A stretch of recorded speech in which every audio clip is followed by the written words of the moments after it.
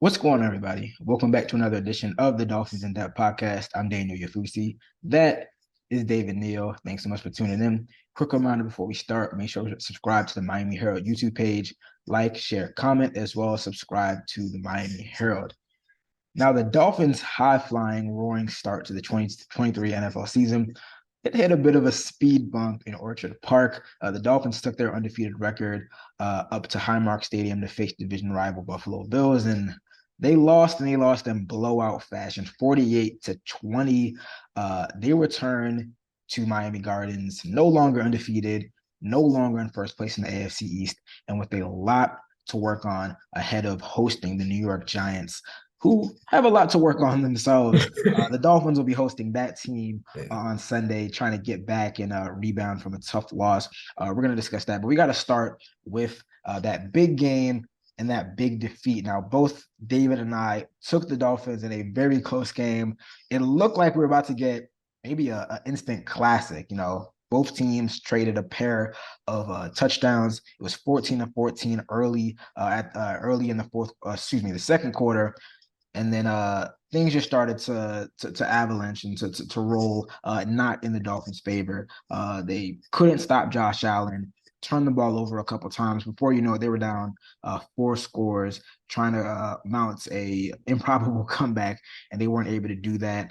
Just a really tough day at the office, especially for the defense. But I want to start with the offense because after putting up 70 points to only be able to muster 20 points, I know a lot of people are asking, what the heck went wrong? And I think that I'll say this. I'm not rewatching that game and watching that game. I'm not as concerned about the offense, but I'll add a caveat and I'll soon get to that. But I thought that in the beginning, they looked like that team that we saw a week prior that put up 70, honestly, for the first two drives.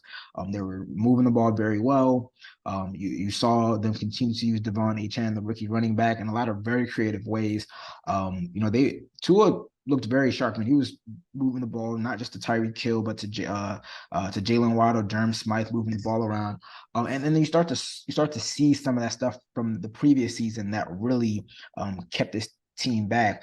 And a lot of times, teams will kind of give the cliche, it's our only person that can stop us is ourselves. But for the Dolphins, that seems to be a recurring issue. They had the pre-snap penalties. It seemed like, what was weird to me was that, and I asked several people about this post game, was that they had opened the season on the road with two games to start the season on the road, and they didn't have these issues. Obviously, Buffalo Stadium, that was a raucous environment. That's kind of a different beast. But they didn't have those pre-snap issues in the first two games. We saw a lot of that in this past game. Troubles moving, getting guys lined up, motioning before the snap and stuff like that. And then it just starts to avalanche. You fumble once in your own territory, leads to points. That's not good. The defense, which we're going to talk about soon, that really couldn't get any stops. They actually got back-to-back stops. I guess field goals and punts.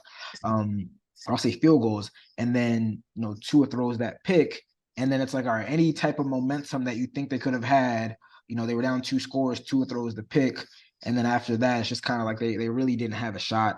I'll say that I know a lot of people were criticizing McDaniel. He took blame for not running the ball enough. I didn't have a problem with that, to be honest, because I thought that they were beat up in the trenches. I mean, they were not winning. They were getting like beat up on the offensive line. They were already missing two starters because Teron Armstead went down. They were playing without Connor Williams. I don't think that they were in a position to run the ball well, but I will concede and I will say that they have to be able to run the ball well against the good teams. You can do that against the Denver Okay. Broncos. You can do that against other teams, but you got to be able to control the line of scrimmage better than you did, because that's where really what the root of their issues were on Sunday, I believe. Well, yeah, that was I think on both sides of the ball. I mean, offensively, yeah, you come off a 70-point game and everything, and everybody's excited. But again, that was a case of a very good offense, possibly great offense, having, playing very, very well, hitting on everything, and a bad team, being a bad team, and at some point look like the fourth quarter clocking out. Well, maybe third quarter, but and as opposed to, you have a good team who's hungry. The Bills didn't feel like they feel like they'd have no margin for error because they've had a dog game early on. They don't want to be essentially a game and a half behind the Dolphins. They know, and they're human. They see the Dolphins are everybody's talking about the Dolphins offense, so they definitely came in pretty jacked up to play to play as well as they could defensively, and even more so than a normal NFL team. And I think that just on both sides of the ball, the Dolphins really just they lost the line of scrimmage pretty decisively, I felt like. And Yeah. so, and when that's happening, you know, it's one thing if you're not running the ball just because you get the occasional, you know, bat, 2 yard loss or 2 yard gain, and you get a little impatient. I don't feel they were impatient. I feel like it wasn't looking like a situation where you're going to be able to run the ball well, and then you're down a couple scores. It doesn't look like on the other side of the ball you're going to be stopping them anytime soon. So, boy, yeah, it's hard to run. It's hard to stay with the run in those situations, and you weren't running well anyway. So, well, you know, so you take out the one big carry that A Right. champ. Yeah, had them early. I mean, it doesn't look that great. And they Right. got like a 10-yard run from him on an early touchdown. But outside of that, it's like they didn't get much. I mean, it wasn't a Right. good day for most at all. And I also and then so when that's not going well, if you're losing both when you're losing both lines of scrimmage, you have to play so perfectly in every other phase of the game, and they clearly weren't. You had two fumbles, that were just kind of like that. This wasn't like a great Peanut Tillman punch out. I mean, it was just they were just Not just being careless with the ball. yeah. An interception on an overthrow. Yeah. Uh, I mean, that was just a bad yeah, play from and Tua. so and then Yeah. now I think it is concerning a little bit that the two best teams they played ran the ball on them, and that is concerning. I think everything about the defense is very concerning, and it's probably Well, the biggest also, probably the biggest surprise through the first month yeah, of the I season mean, for me. why is it, why Stephon Diggs, why Xavier Howard was not glued to Stephon Diggs? Like that was something Yeah. that I mean, I apparently reading some of his comments, that was something that mystified X also, him also. But how you don't early on say, okay, this isn't working. We need to take our best guy, put him on their best guy, and let that play out how it plays out. If Stephon Diggs has a big day going up against Xavier Howard, well, what else you gonna do? Yeah, And, yeah, and so that wasn't that bit of strategy wasn't there. And also, to me, the back breaking touchdown, the one there that they showed on the highlights forever, all that was the Diggs touchdown on the they'll catch and missed run. tackles the sides. You Yeah, can't like you you can't gotta make that tackle. It wasn't. Yeah, Brandon Jones is making his first start since last October when he tore his ACL. I got a lot of thoughts on the defense, but that wasn't his finest moment. I yeah think he had a pretty rough game as well as Cater. I will say to start with the Diggs point, we did ask. Well, Vic Fangio, the defensive coordinator, was asked multiple times about just the concept of shadowing a receiver, whether they would do that, what goes into it. And he mentioned a lot of different things. And long story said, I don't think we're there yet. Like he pretty much said, we're not going to shadow Stephon Diggs. And I wouldn't even say that the Bills stayed away from Xavier Howard. They made sure to target Kader Kohu. I just wrote a film study on the game. In the three matchups last year, Xavier Howard, in a completely different defensive scheme, a man heavy defensive scheme, Xavier Howard was lined up on Stephon Diggs on 57.7% of his routes, I believe. It was close to 60% of his routes in the three games that they played last year. Last Sunday, Stephon Diggs was lined up on Kader Kohu on 11 of 24 of his routes. And rewatching that game, it was a very intentional effort to isolate Kader Kohu get him pretty much in man coverage, and then target him. Cater Kohu is a excellent young player. I think he can be a really, really, really good nickel cornerback.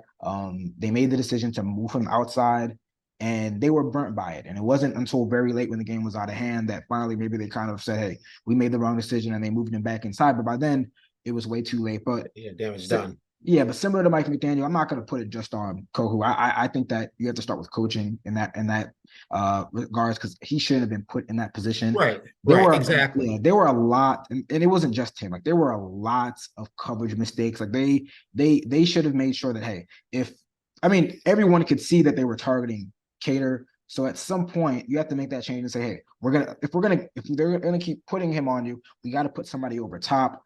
They didn't make that change. And even then, I mean, there's just no redeemable quality about this defense right now. And this was the defense that I thought could be like top 5 best defense in the league. I thought that they had the personnel to do it.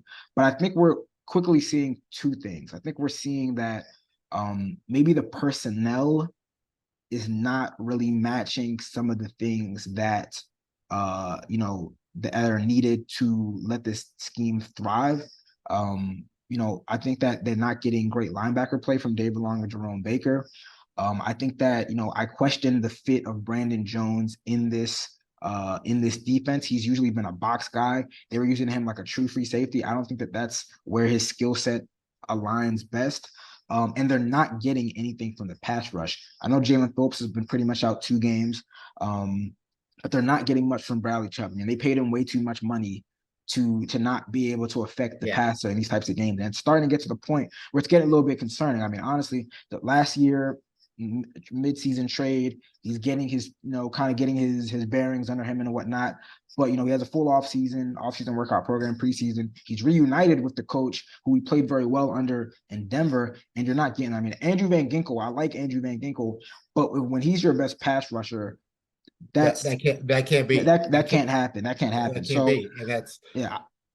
That's a major, yeah. I mean, that's a big question because and that's a big problem because, and not to there's a whole lot of fingers pointed at Bradley Chubb as it is, just because of what they gave up to get him and the money. But they're thinking, okay, we've got a pass rusher who can really, we got a one-man pass rush. Well, no, they really think they thought that they were pairing come up with an emerging pass rusher in Jalen Phillips, and they were going to have like a fearsome bookend. Right. And because of the injuries and just not shoddy play, like they haven't gotten that at all. But even without Phillips, I mean, what they gave up for Bradley Chubb and what they paid him said this guy by himself makes teams game plan for him. It's going to make teams, it's going to wreak havoc on an offense. It's going to cause problems for a quarterback, and he's caused problems for cornerbacks because he hadn't gotten to the quarterback, but he hadn't caused many problems for many quarterbacks.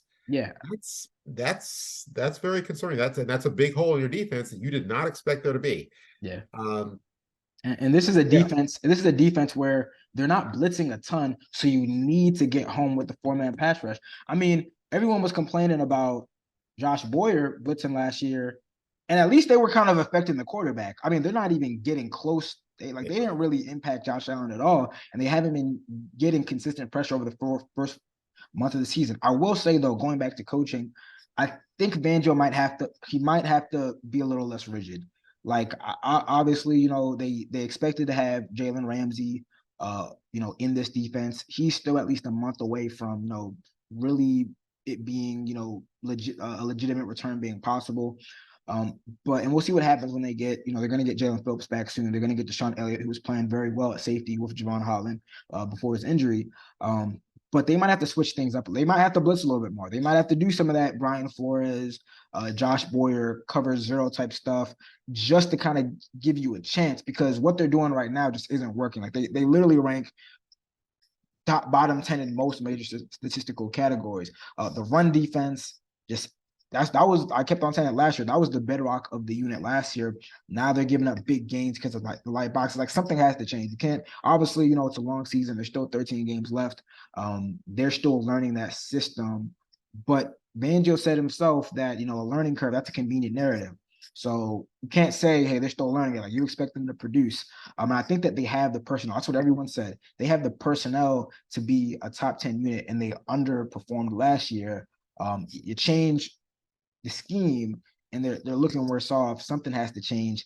And truthfully, I'm not sure where that change comes from, because this isn't like people are saying what veterans can be bringing in. What like this isn't like just kind of plug in somebody. I don't even think that you can put Ramsey in here and then automatically this unit is going to be top 10. Like there are problems at every single level right now. It's going to be interesting to see how they make those changes and how they adjust over time. And in the games against, again, your games against the two best teams you've played, your points allowed, well, you allowed 48 and 33. The 48's helped out by a couple turnovers. And I did say, and I said last week, I mean, I knew that the Bills were going to put up points. I didn't foresee 48, but I even said, like, even in the Denver game, everyone was talking about the offense, but I was like, hey, the Denver was moving the ball down the field, and although they only scored 20-13, if you take away the kickoff return, they were still able to move the ball. Like this wasn't like a airtight defense that was just locking down everything. They had the two forced fumbles and they got the interception. It's like when you're up by 4 or 5 scores. I mean, you it's kind of similar to what we saw this past Sunday. I mean, when you're up by so many scores, you're playing past the entirety of the game. But it's like within the natural flow of the game, when it's close, you have to defend the run and the pass. They were giving up some runs, they were giving up some passes, and it wasn't. I didn't want to just excuse that just because there was a blowout. I mean, again, we're judging this team based off different standards. We're going to talk about this in the second half of the pod, but you can't just excuse the little things. I mean, you start to see the cracks, and then that gets exposed by some of the better teams in the NFL. Yep. I mean, clearly, obviously, it is, and I mean, there's really not much left to say. I mean, they got beat in almost every phase of the game, and at every level in each phase of the game. So, I think it was a jarring game. I think it's probably more jarring.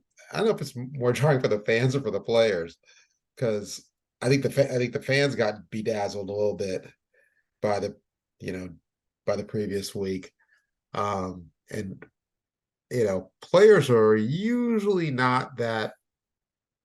They're a little more savvy. They see beneath the surface. They're not usually not that facile, and they usually see beneath the surface pretty well. And but I gotta think that this kind of stuns them. But this wasn't a competitive game after what, third quarter. Yeah, but by the third quarter, it really got out of hand. Yeah, it's 31-14 at half, and they went down. To their credit, they went down. They scored an opening half a touchdown. They brought it to 11, and then you thought, hey, if you can get a stop, and they did. I mean, they held them to a field goal, but after the interception and then the ensuing touchdown, once you get up to 21 points, that's when the tide had really turned. So I mean, post game, they said all the right things. It's one game, we shake it off. We're gonna keep on moving, and it's a long season. And we'll see how they respond.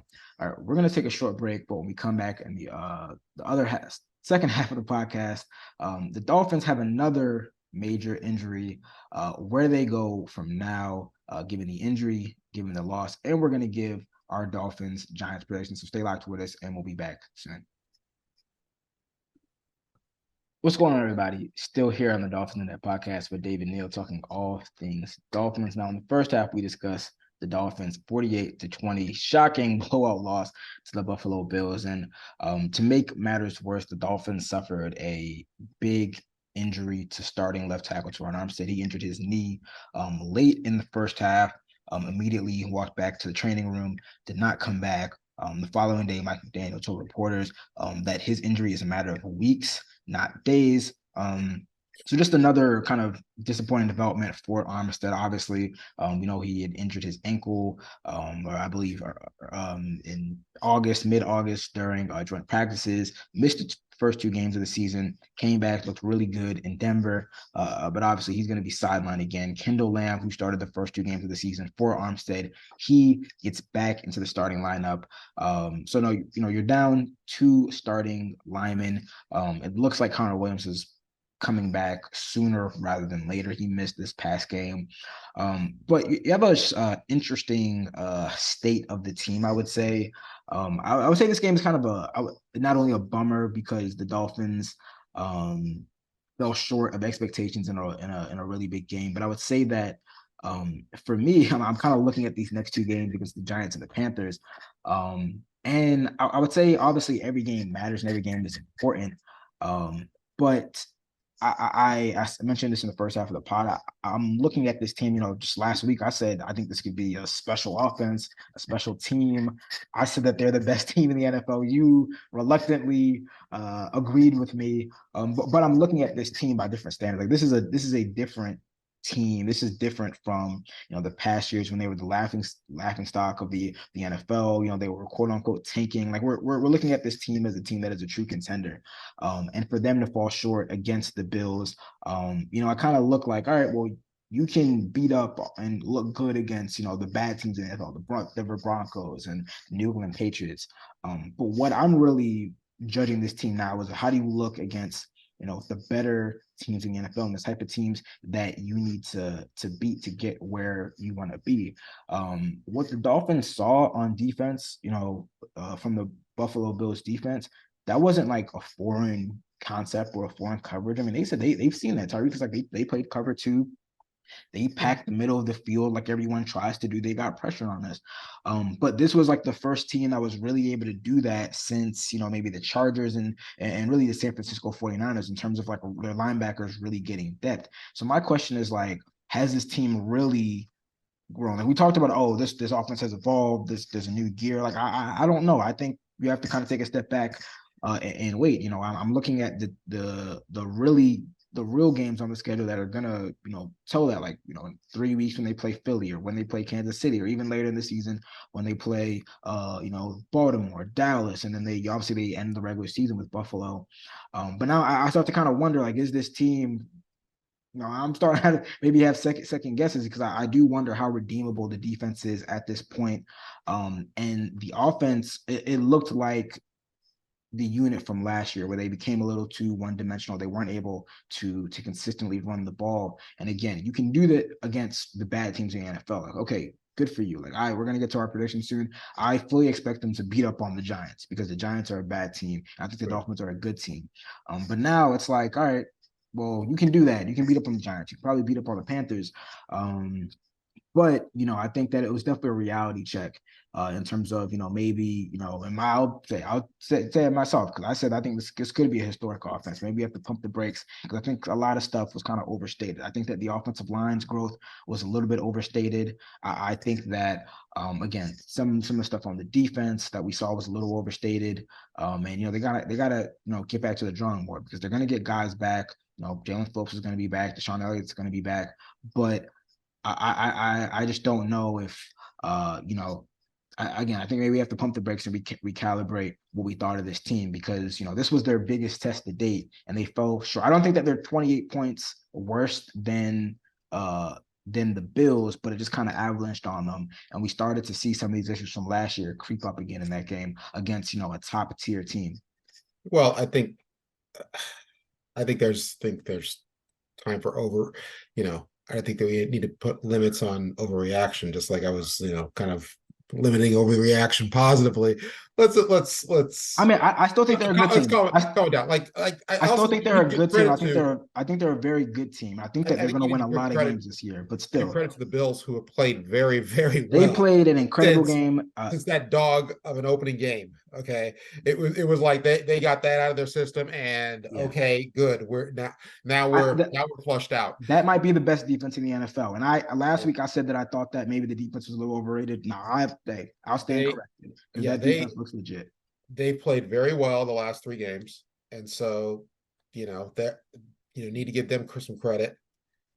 I think they made the Dolphins one-dimensional by dominating the line of scrimmage. Yeah. I think they is as less than the Dolphins being one-dimensional because they fell in love with, let's throw to our really fast wide receivers, and or throw to a fast running back who through in a hole on a route or a mismatch created by our really fast wide receivers. I think the Dolphins got made to be one in a situation where they were one dimensional. They got put in that situation. Yeah, you want to measure a team against the other good teams. Still, in all, you kind of have to take note. Look around the league. I mean, Dallas lost to Arizona. Yeah, I mean, I'm definitely not overreacting off of one game. I'm no, not, like, the you have Dolphins to. are still a very good team. I don't think. I think yeah, this was a yardstick game. You take out the yardstick and you find out you measure the same as the other guy, or you get that yardstick broken over your behind like your mama used to do, and you find out, okay, we're not there yet. And I think the Dolphins found out, okay, you're not there yet. You may not be 28 points away. Like you said, it got a kind of snowballed, kind of avalanched. Okay, maybe you're not 28 points away, but you are a significant distance away from the best team in your division right now. I wouldn't even And say they're a significant. Like, I don't think that. I think the gap is definitely, like, I think that the game snowballed on them. I would say the defense is definitely the most concerning, because right, but I think the offense can put up points, but you have to get some stuff. Like you the you lose Bills were you able to lose by get some 28 points. stops. You lose by 28 points in that kind of game.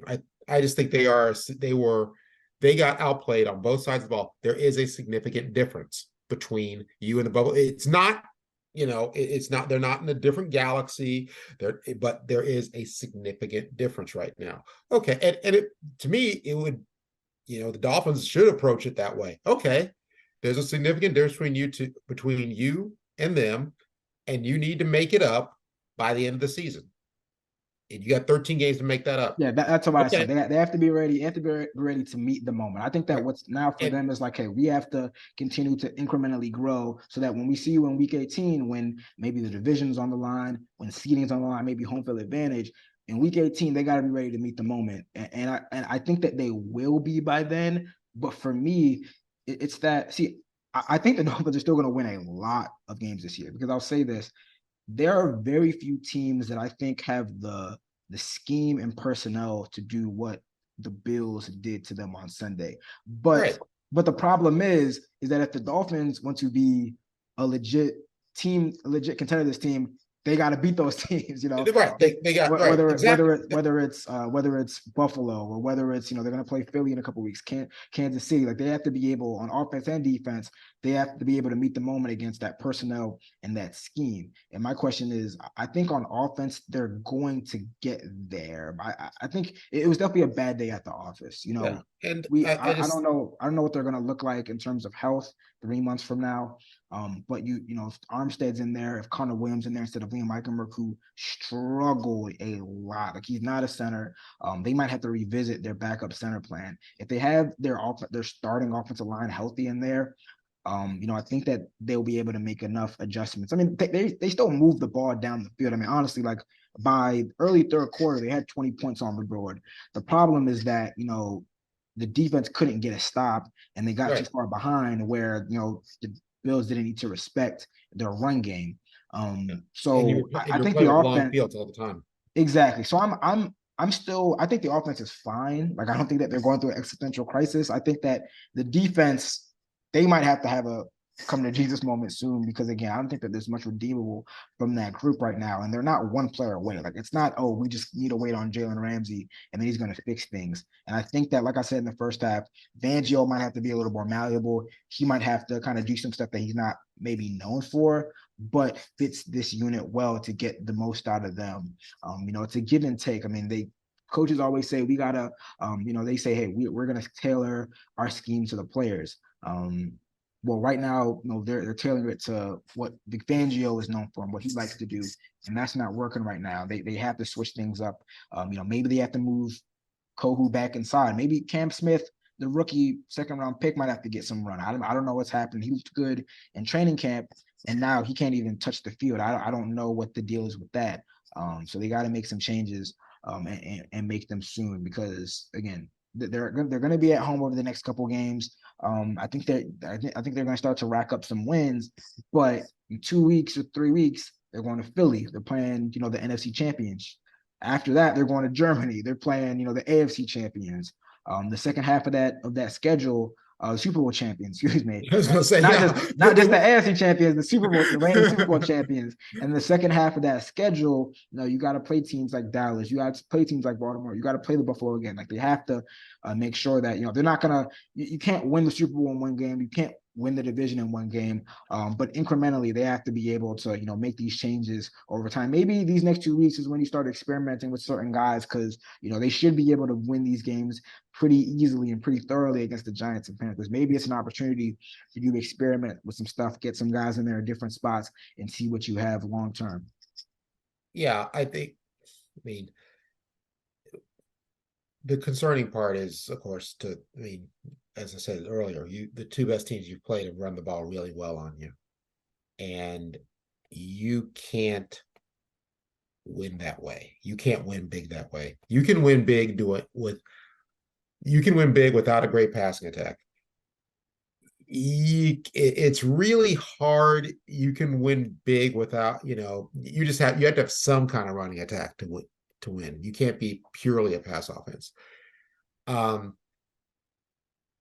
You can have the not greatest pass defense, but you cannot be a bad run defense and win anything after December in the NFL. Yep.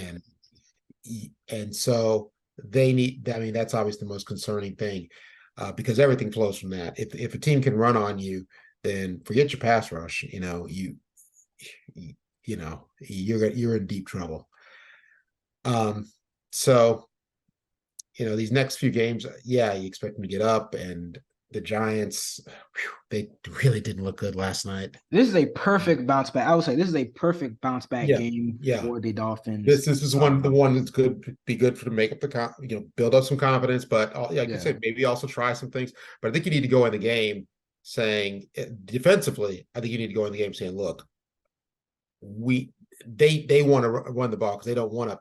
The Saquon Barkley might be back for that game. Yeah, but they're going to want to run the ball. We need to stop the run. We need to do whatever we need to do, stop the run, and then we'll pick up the pass rush on the go or whatever. But this is stylistically, it's honestly a perfect match for this team, because the Giants defense, led by Wink Martindale, who I covered in Baltimore, he loves to blitz. He loves to do single high. He loves to put his cornerbacks on an island. They have two rookie cornerbacks who are getting a lot of run, including Deonte Banks, go Terps, former Maryland grad. Just giving a shout out to my alma mater. But I think that this is a game where the offense should feast. Like, I'm not saying 70, but I think they should put up 30 pretty easily, and they might be able to put up 40 if the Giants are going to blitz as much as they have. I think that they rank second in blitz rate right now. That is, teams do not do that against the Dolphins. So for good reason. So if they want to do that, I think we have to punish them. The Giants do have a pretty good defensive line, I will say. Dexter Lawrence, Leonard Williams, two guys that just recently got paid. We're talking about Christian Wilkins. Those are really good interior defensive linemen that have played very well. I'm interested to see whether Connor Williams is able to play. He was limited Thursday and Friday last week and questionable. So that's kind of trending like he might be able to go this Sunday. If he does, that'll be a big boost. If not, I'm very interested to see how the battle in the trenches goes. But even so, I think that just given the way that defense is made up, the Dolphins should be able to definitely pass the ball and move the ball around a lot on facing the Giants offense. The offensive line is a mess. How many times did Daniel Jones get sacked? Like 11 or something crazy like that this past game. They don't have the guys on the outside like Stephon Diggs that should threaten you. Obviously, Darren Waller, that's going to be an interesting matchup to see what they do with Right. him because he's pretty much a pseudo wide receiver. But yeah, I mean, this is like one of those games where if you don't get a lot of pressure on Daniel Jones, if your defense isn't able to really control the line of scrimmage and dictate the terms of the game, that's when we really need to sound the alarm. But I don't think that'll be the case. I mean, they're coming back home. They play a lot better at home.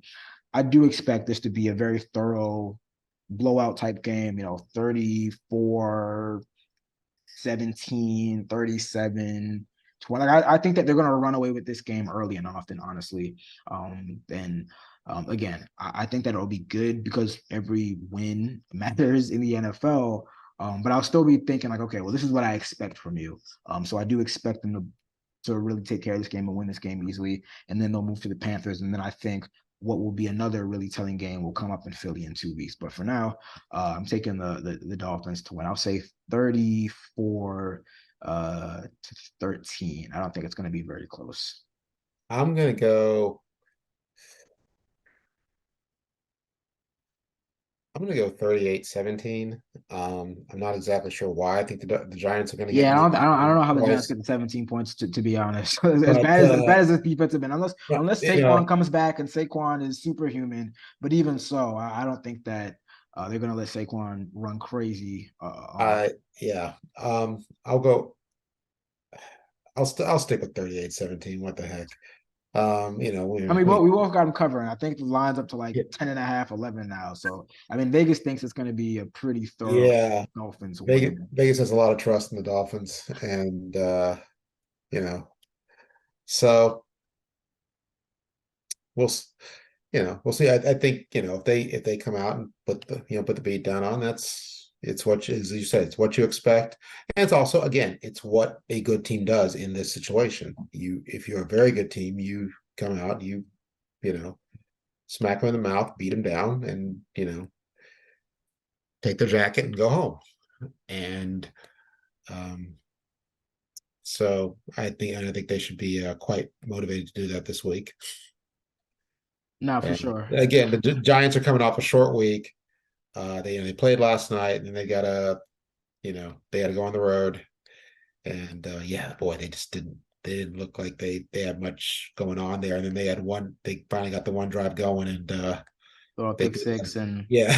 that's about it. 14-3 turns into 21-3, and Yeah. that's pretty much game. So And again, at that, Seattle was letting them hang around. Seattle could have gotten him out of there earlier. So yeah, let's see what happens. But yeah, I don't think it's I think the Dolphins should still be considered Super Bowl contenders and everything, but I just yeah. I'm not there's knocking them a off the perch entirely. I'm just saying maybe I got to they're recalibrate. they're not they're not where they want to be relative to the other teams you would call Super Bowl contenders, and definitely not Yeah. compared to a couple of them. Yeah, So and obviously it's a long season. yeah, It's game 4 of 17, and the Dolphins hope that it's not just 17 games. Long season, but right now, still a lot of stuff to work on, to correct. They're started 3 or 4 on the road. Now they're able to kind of stack some games at home, starting with the Giants and the Panthers. So we'll see how they respond hosting the Giants this weekend. All right, that brings us to the end of another edition of the Dolphins In Depth podcast. I want to thank you guys as always for tuning in. Reminder to subscribe to the Miami Herald YouTube page, like, share, comment, as well as subscribe to the Miami Herald. We'll be recap and we'll see if the Dolphins can turn around from that humbling, as Tua Tagovailoa said it, loss. You guys enjoy the rest of the week, enjoy the weekend, and we'll see you next week. Take care.